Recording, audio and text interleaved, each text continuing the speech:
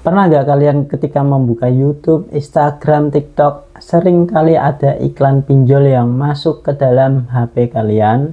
Kenapa sih iklan pinjol ini sering muncul di sosmed kalian? Nah, di video kali ini kita akan membahasnya secara lengkap ya.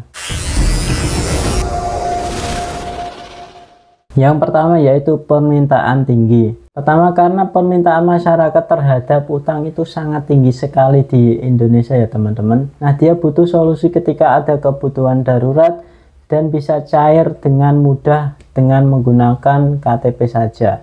Nah, dengan adanya pinjol ini, masyarakat itu sangat terbantu dan bisa segera cair untuk kapan saja. Beda kalian ketika meminjam di bank, syaratnya itu bertele-tele, bahkan tidak bisa di ACC ya teman-teman. Pinjol menawarkan proses yang cepat tanpa jaminan dan bisa cair dalam hitungan menit. Ini jadi daya tarik yang kuat meskipun bunganya itu mencekik ya teman-teman. Dan seperti hukum pasar, di mana ada permintaan, di situ ada penawaran, dan iklan pinjol pun semakin gencar ditayangkan di sosmed-sosmed ya. Kedua, regulasi digital yang longgar. Nah, kedua, regulasi penyebaran iklan di Indonesia itu masih longgar ya teman-teman. Jadi ini tidak bisa dibatasi oleh pemerintah kita. Karena pinjol ini bekerjasama dengan pemerintah Indonesia dan rakyatnya itu seringkali untuk meminjamnya. Banyak pinjol ilegal yang tetap bisa memasang iklan di platform digital tanpa filter ketat.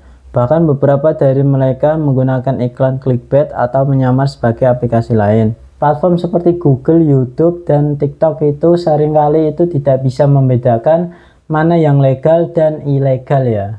Ketiga, biaya iklan murah dan target mudah. Biaya iklan relatif lebih murah dan seringkali ditaksirkan di sosmed-sosmed seperti YouTube, TikTok, dan Instagram ya teman-teman. Misalnya, iklan pinjol sering menyasar pengguna HP Android dengan usia 18-35 tahun. Dengan algoritma yang pintar, biasanya pinjol itu menyesuaikan dengan aplikasi yang kita buka, seperti aplikasi browsing, aplikasi game, aplikasi sosmed lainnya, dan seringkali ini menyasar yang paling banyak itu adalah di situs ya teman-teman. Yang keempat yaitu kurangnya literasi keuangan. Literasi masyarakat Indonesia itu sangat rendah ya. Dia tidak mengetahui bunga, denda, maupun resiko ketika gagal bayar di sebuah pinjaman online. Karena itulah iklan pinjol mudah memikat.